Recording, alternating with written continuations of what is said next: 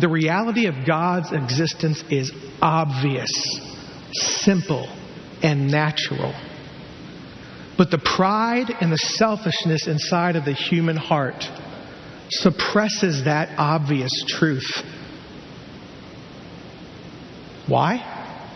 Because we want to be God. We don't want God telling us how to live our lives. We want to live our lives our way. As a college and young adult minister, I get asked questions like this all the time. One of the questions people ask me is they say, okay, if that's obvious, why doesn't God just make himself more obvious? Like, why doesn't God just walk into the room one day and say, hello, I'm God, I'm real, and then leave? Then we would all believe in him. Why doesn't God do that? Why doesn't God reveal himself more than he does? It's a good question, right? But there are some simple answers to it. Number one, God has revealed himself far more than some people want to acknowledge. It is obvious. It's obvious. The only atheists in the world live in America and Europe. Right? Everyone else knows there's a God.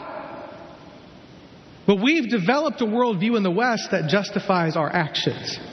That's why we don't believe in God. But here's 3 good reasons why God doesn't reveal himself by walking through the door in the back of the church and saying hello. Number 1, he doesn't do that for our protection. He doesn't do that for our protection. In Exodus 33, Moses gets a glimpse of the backside of God because God's glory and his presence is so great that God tells Moses, no man can look at me and live. No man can look at me and live. Ladies and gentlemen, if God walked in the room today, we would die. Just by being in his presence. Secondly, for our freedom. You know what's important to God? Relationship. Walking into the room that way, guys, God doesn't want to coerce you into believing in him. He doesn't want to coerce you into following him. He doesn't want to coerce you into loving him. He wants you to come to him by faith. God could not walk in this room in all of his glory without us dying. And aside from that, if he did, we would all follow him because we had to.